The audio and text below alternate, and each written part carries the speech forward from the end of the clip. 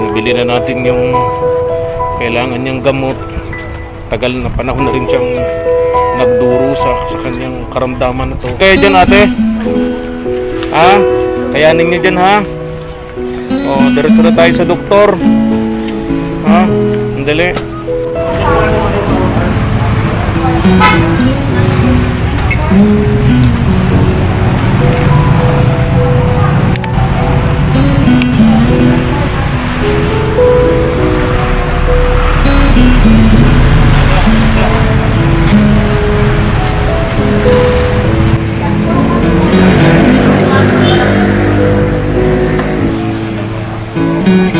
Ate Melody, yung mga gamot niya. Ate Melody, paliwanag ko sa kanya. Tingnan mo yung reseta.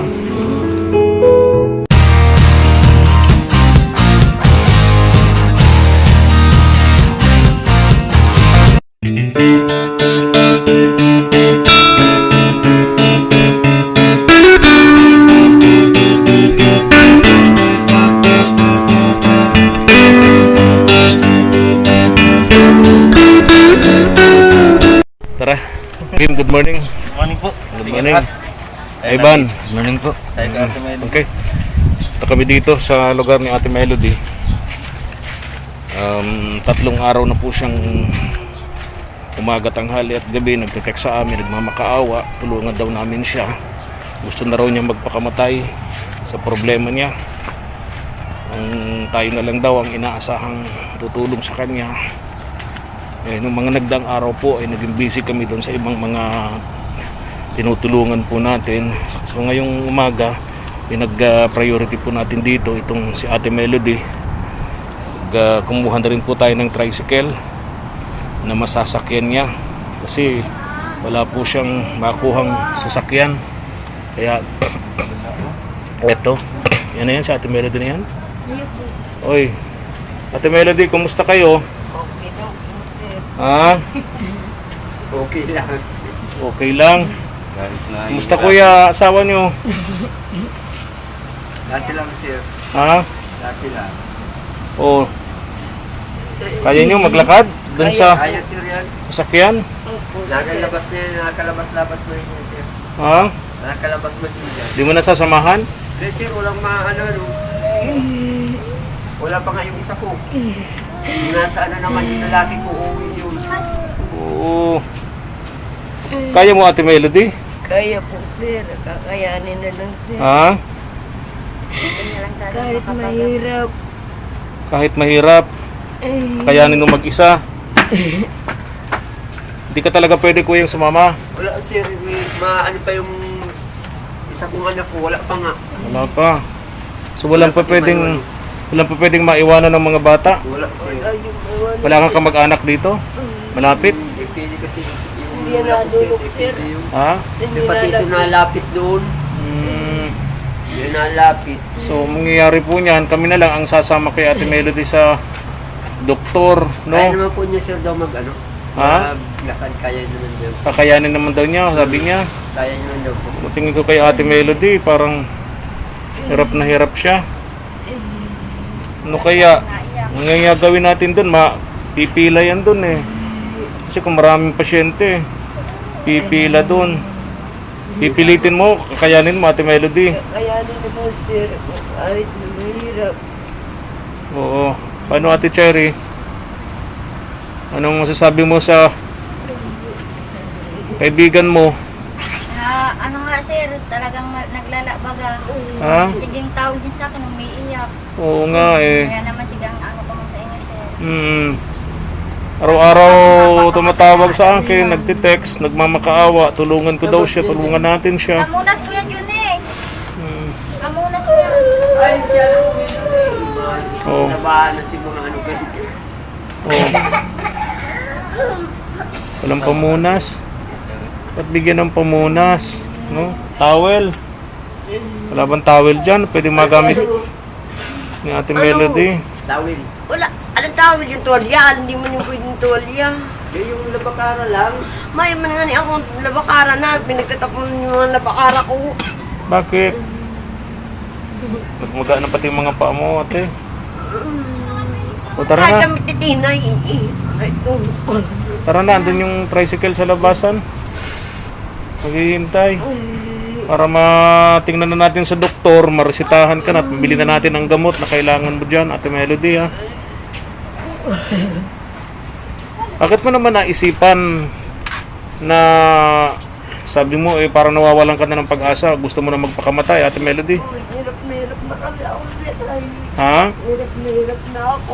Hirap ka na. Opo. Pumapasok na sa isip mo magpakamatay. Ay, wala na naisipan. Ha? Wala na maisipan.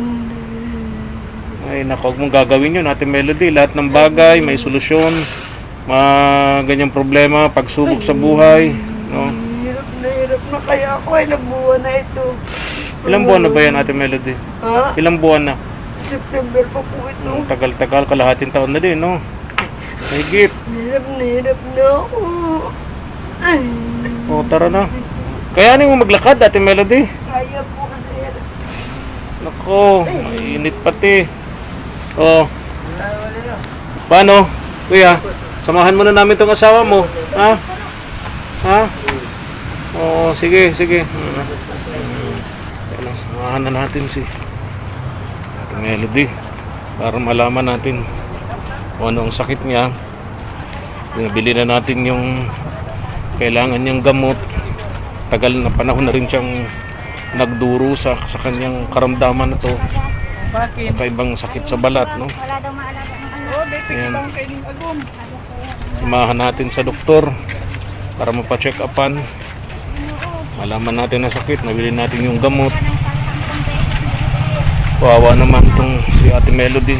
Nag-isang nagsusumikap na maipagamot ang kanyang sarili. Ito, samahan natin.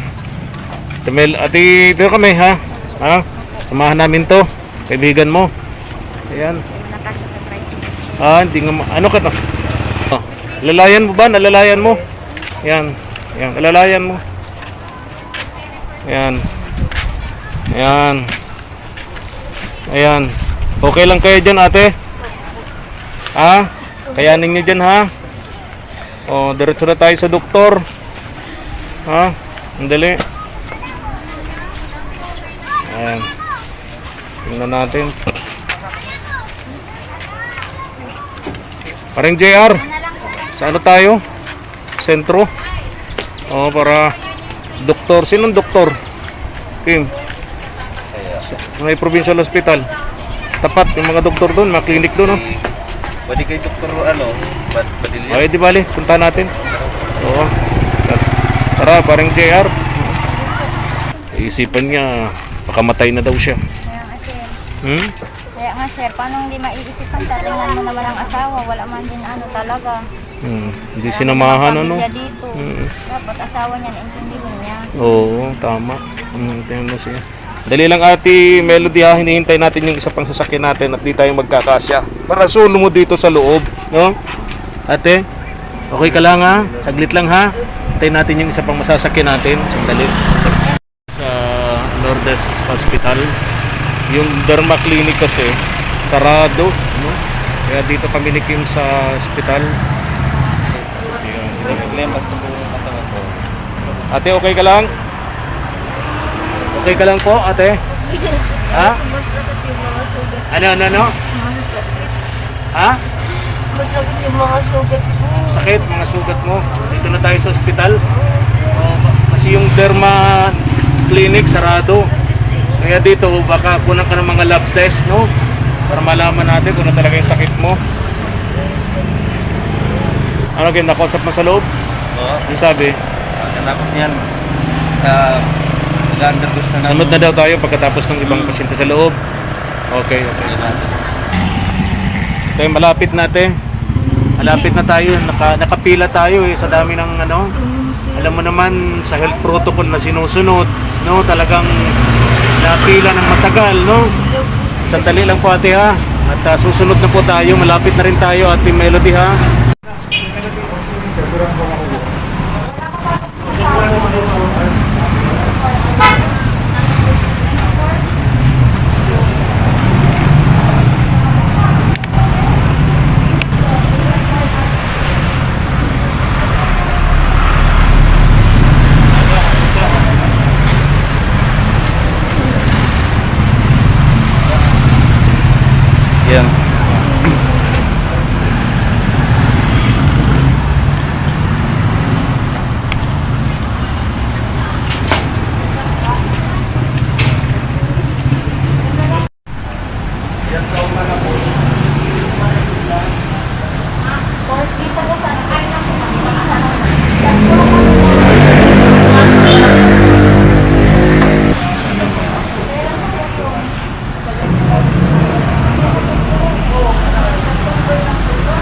Ate, kumusta?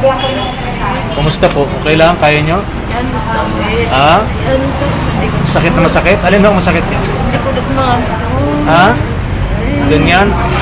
At ang likod ko. Tainip po ako sa Pilipinas. Meron na lang siya. Hira. Hindi man lang sinamahan ng kanyang asawa. Hira nung... Yung derma clinic na pinuntahan namin, sarado. Eh dito kami dumiretso sa isang private hospital. Nakausap siya ng doktor. So, bigyan ka ni Doc ng reseta mo, gamot para sa sakit mong yan, Ate Melody. Ha? Okay.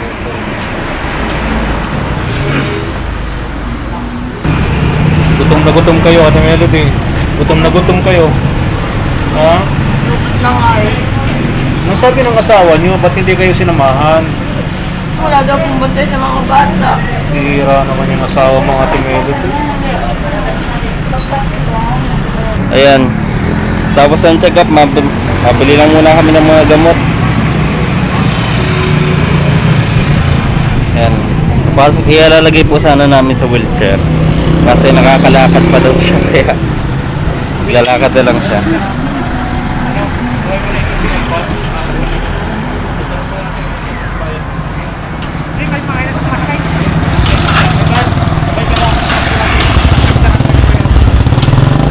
Oh, bili lang kami ng gamot mo sa butika. Mauna ka na. Kaya mo mag-isa? Kaya naman po. Ha? Kaya mo? Okay, sige. Ingat ka, Ate Melody. Susunodin kami. Bililing ka pa talaga kami sa butika, ano? Okay, okay. Binda na natin ng bigas at mga gamot si Ate Melody. Kanina, pinahatid natin siya rito doon sa tricycle na inarkila natin. Pagkatapos nung medical check-up sa kanya doon sa hospital, pinaun natin silang pinauwi at bumili pa tayo ng mga gamot niya. Hirap ng mga gamot, no? Tapos bigas para sa kanilang pang-araw-araw na pangangailangan. Usapin nga natin dito yung asawa nito. Ayan. Hello, good afternoon.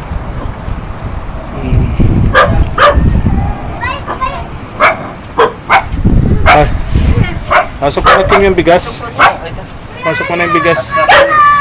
Pas natin itong bigas ko yan. Dala kami ng bigas.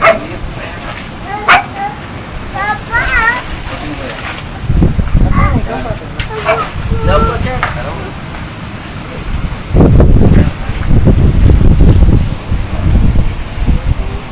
Hindi tayo nakabili ng pasalubong dito sa bata. Nasaan na si Ate Melody? Sa kwarto yata.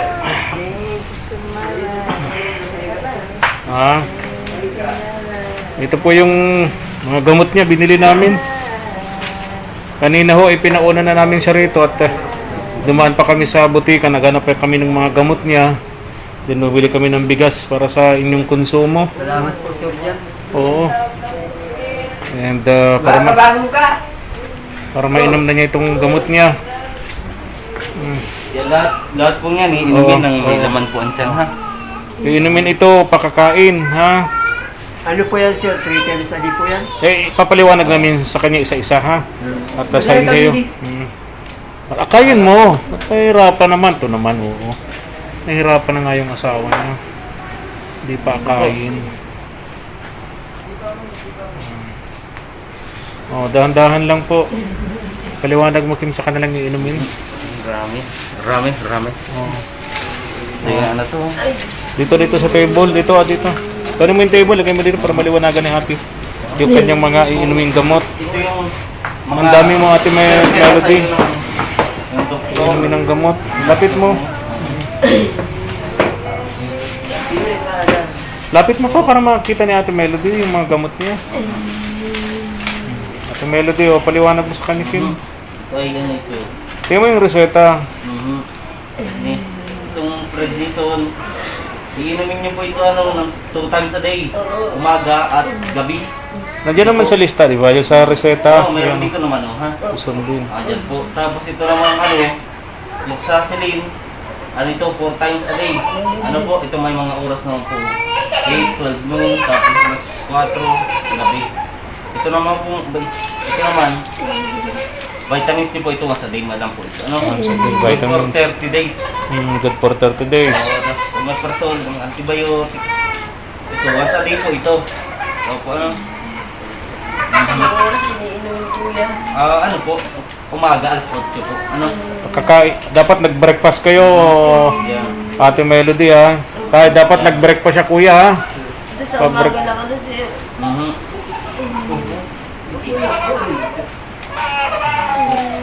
Ito naman, tramadol plus paracetamol. Ito naman na yan po, ito ay Yun lang sa reseta. 2 times a day po ito, umaga gabi din po, umaga gabi. Ito po ang pag-inom ko paano. Pag inom niyo po nito ay tawag dito, 2 times a day po ito. 2 times a day po, umaga gabi din. Pares po itong dalawa, umaga gabi.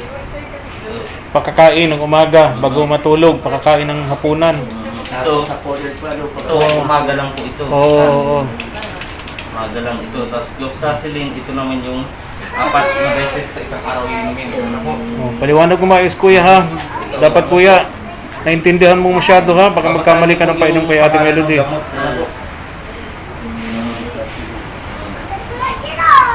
Yan.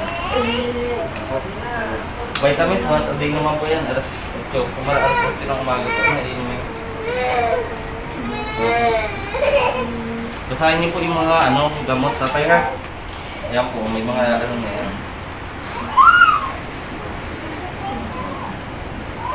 Okay naman po yung paghatid sa inyo kanina ng tricycle dito. Okay naman. Binayaran ko na po yung arkila natin sa kanya. O tapos, kaya namin kayo pinaunat. Sabi mo, hirap na hirap ka na. Sakit-sakit na ng katawan mo. Kaya sabi ko, mas mabuti mauna ka na. Kami naman ay dumaan pa ng butika at dumaan pa ng grocery. Para mabili po yung bigas ninyo, ha. May bigas kayo para kahit paano hindi ka mag-alala, ha. Mga pang-ulam-ulam na lang hahanapin ni Kuya, di ba? Okay na? Nakuha mo, Kuya, yung paano pagpainom kay Ate Melody niyan? po sir. Oo, sige. Sa isang anak mo, sabi mo kanina wala. Andyan na, okay. Nandiyan daw yung sa Pandawan ang hihingi ng pagkain, yung anak mo yan. Hindi ko na punta Pandawan, malayo ang Pandawan. Kaya na may nakakita niya. Diyan lang po Yan daw sa may malapit nga dyan. Hanggang panghingi daw yan dyan ng pagkain, yung anak mo. Wawa naman yung anak mo. Ilang taon na yan? 4 po yan sir. 4 years old. Hanggang panghingi daw ng pagkain dyan sa... Dito sa makapit bahay nyo. Dito sa kalye dito. Marami naman po yung kakilala dyan sir ay. Oo. Maraming mga kakilala yan dyan. Oo. Kawawa naman. Nagugutom yung anak mo, kuya. Kasi nga po sir, hindi makatrabaho. Ay, 4 years old. Natututo ng magsariling manghingi. Manghadap ng makakain niya. kung may magbantay sana sa 2 bata, hindi naman makatrabaho ng isa. Kaya lagi nilang kapos-kapos sa mga gastos. Ay, Anong nararamdaman mo ngayon, Ate Melody? Ano pong nararamdaman niyo ngayon? sobrang sakit talaga ng likod ko, tsaka ng mga sugat ko itong mga ito. Mag-inom ka na kaya, Ate Melody niyan? Mag-inom ka na kaya? Pwede na kaya, sir? Pwede naman yata. Pwede na po. Pwede na po. Oh, tulungan mo, Akim. Halika, Ito. pwedeng mainom. Pwedeng inumin niya ito. Saan po? Ito, pwede niya po itong inumin. Tapos itong Cloxacillin. Ang kasunod niyan, bukas ng umaga. Mhm. Bukas ng umaga ang kasunod niyan. Cloxacillin. Ito po, inumin niya din po ito. Kumain ka, Ate Melody, di ba? Ano pala sir, natapos pala kung kumain. Oo, kasi kanina doon sa ospital, binigyan namin niya ng biscuits, no? Yun lang kinain niya. Hindi sapat yun kung inom siya ng mga diyang antibiotic. Pagdating niya po sir, pinakain. Pinakain mo na. Very Ay, good. mamaya po yan. Pagkatapos, every 3 minutes po ang pagitan po. 2 to 3 minutes ang pagitan ng pag-inom po at Huwag sabay-sabay. Antibiotic yan. Pagkainom mo ng isa, 3 minutes uli. Inom ka na naman.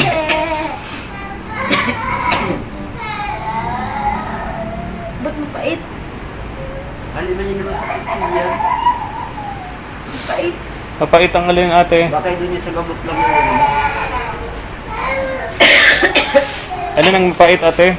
Yung tubig. Tubig? Wala sa gamot yan. Oo, baka sa gamot. Sa gamot lang yan. ito din po ano. Ito din po. Tapos bilang ka ng ano, 3 minutes uli. Inom ka naman ng isa. Kuha mo ate Melody.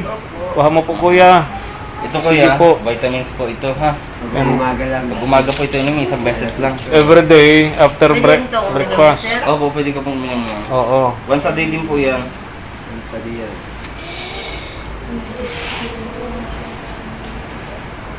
Nararamdaman mo kuya sa ganyang klase ng asawa mo. Ano din ako sir, mapapagod na rin. Hindi na ako nakapagtrabaho. Mm. Kalahating taon na akong walang makapaghanap buhay. Nahirapan na din po ako. Lagi na lang nandito. Yung mga Ba't di ka naaswa? yung mga kapitbahay mo, kausap ko diyan kanina, parang ikaw ang negative sa kanila kasi sabi nila, bakit hindi mo daw masamahan tong asawa mo sa ospital? Eh bakit hindi mo daw maiwan sa mga kamag-anak mo? Napakarami ka naman palang kamag-anak dito sa paligid ng bahay mo. Para Meron nga iwan po yung yan, mga anak sir, mo. Ano, kailang yung lulahi ko sana, kailang high blood yun, sir. Oo. High blood, Pag high blood, di pwedeng mag-alaga ng bata. Matanda Bantayan. na kasi sir, yung matanda. Ano na yun? Matanda na. Nasa nabintahan na baga. Hindi na yung sir masyadong, nagang lakad ng malayo. Hindi na. Kaya walang maiwan. So, pati ito sir, wala itong, po bago kayo mag-inom ulit. wala itong pinag-aanohan na taong mag-aalaga sa kanya. Walang. Hindi, ako lang talaga ang ano dito. Ah, okay. Ako lang, kahit nga doon sa ama ko sir, hindi ito nalapit. Lagi itong takot. Okay. Ako Special child ba? Hindi naman. Hindi naman siya Kaso special hindi child. nakakasalita, sir. Ha? Hindi nakakatarang. Hindi nakakasalita? Ilan taon na yan? 2. 2 years old na. Ang naiinit lang niya pa. Pero walang nasasalita kahit ano. Papa lang. Papa lang. Papa lang. Eh, at least may nasasalita siya. Yun lang. Okay, okay. Yung isa 4 years old, yung nagampanghingi ng pagkain diyan sa kalye. Malungkot din kuya ang buhay ninyo sapagkat tingnan mo na yung anak mong 4 years old, natututo ng manghingi ng pagkain. Hindi ka makatrabaho, di mo maipagamot si Ate Melody. Nagagalit nga yung bianan ko. Pag umaga man sir, pag aalis niya dito sir, nakakala niya kaya alam talagang gala yan sir, nandun niya lagi sa kabilang bahay. Kahit na Doon sa pinsan ko sir, kasi 4 years old, napakahirap nun sa nalilibang sir yan doon. Unang-una ngayon, may COVID tayo, hindi bumababa ang COVID natin, no? Ay pag nandun naman yan sir Napakadelikado. sa pinsan ko, hindi naman nila Yun na pinapadala sa nalayas labas. sa bahay lang. Nanonood lang lagi ng TV doon. Tapos yung anak niya Sir, yung bunsong walang- lalaki, Walang TV kasi dito, walang yung libangan. kaedad niya, Okay. doon lang yan. Ay ayaw man papalabasin ng pinsang kong babae yan. Ano, nasa loob lang tayo yung anak niya. Lagi din nasa loob. Ayaw din papalabasin.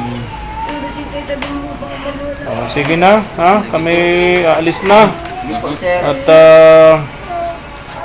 kanina kasi, ang unang priority talaga namin yung Derma Clinic.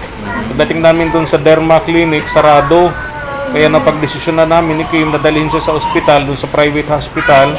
At okay naman yung doktor doon. Kaya nga lamang medyo natagalan sapagkat may mga sinusunod tayong mga health protocol, etc. etc. Matagalan ng konti, no? Eh, at least ngayon, na-check up natin si Ate Melody. Yung mga gamot ay nandyan. Tandaan mo Ate Melody, kuya, yung mga gamot niya, ha, para maging gumaling si Ate Melody. Basahin niyo po yung yung pangalan ng mga gamot. Oh, andyan naman po yung May oras reseta. yan kung paano po. May paano oras. inumin, may oras. Okay, okay. Sige po. Okay, Salamat po sir. Sa ano. okay. Uy, wag mo yan. Wag mo yan. Ang sabi mo Ate Melody?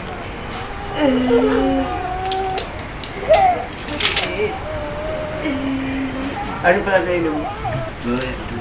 Roxacelin. Mamayang gabi. Hindi po, may po. Kung dyan, arat na lang. So every 2 or 3 minutes kayo iinom, hindi yung sabay-sabay ha. Okay, sige, andyan sa reseta kuya ha. Okay. O, sige na po, Ate Melody. Opo, magaling ka po. Inform niyo po kami, no, after ilang bang araw ba para 3 days, no? Ate Melody, inform niyo kami after 3 days, no? Kung ano po naging resulta ng mga gamot na yan, no, sa inyong katawan, no? Sige po, ingat kayo ha. Kuya, alagaan mo asawa mo ha. Mahal mo si Ate Melody. Opo, sir. Kasi nung magkasakit man din po sir ako, siya man din nag-asikaso sa akin. Ganun, nagkasakit ka noon. Nagkasakit din po ako, sir. Siya din pa nang alaga sa akin. Oh, I see. So nagkasakit ka noon, malubha, malala yung sakit mo. Ano po ba sir na, kaliba, ang trabaho ko sir sa dagat sir, baga, na pulmon sir ako noon. Pulmon. Mga santaw na kundi na Di ba yung mga katrabaho sa dagat, malalakas ang pulmon yan, yung malalakas ang immune system. Ng makina. Okay. Sa ano sir. Pawis pagkatapos matutuyuan. Oo. Okay. Sir, pag maulan, siyempre maulan, papasok sa loob. Mainit. Mainit. Ayun, matutuyo. Okay, Yung ganun. bata, sir, nakuha yun. Ayun, so at least gumaling ka na. 6 months lang naman yan eh, So, no? kaya lang isang taon sila ko nagpahinga. Okay. Taon. So inalagaan ka ni Ate Melody. Sana alagaan mo din naman siya ngayon. Naalagaan ko po sir yan, hindi ko nga po yan nalala sa gabi. Laging tinitiritig ng po niya sa higaan niya. Hirap siyang matulog, no? Pati ikaw, puyat din. So yung sir, naririnig ko yung laging iyak niya. Kaya, isa napupuyat din dito pa. Na ano Makulit pa sa din. gabi ito. Na pastigyo pa sa gabi, lalo pag simula ko sa gabi. Okay, sige na ha. Kami alis na. Inform nyo na lang kami after 3 days. Resulta ng inyong mga pag-inom-inom ni Ate Melody ng mga reseta sa kanyang gamot ha. Okay, Ate Melody. Ingat ka. Ingat ka ha. Pagaling ka, Ate Melody ha. Galing ka po. Okay. Thank you for watching. Please subscribe kay SP Sarajo YouTube channel and please don't skip ads. Thank you. Stay safe everyone. God bless.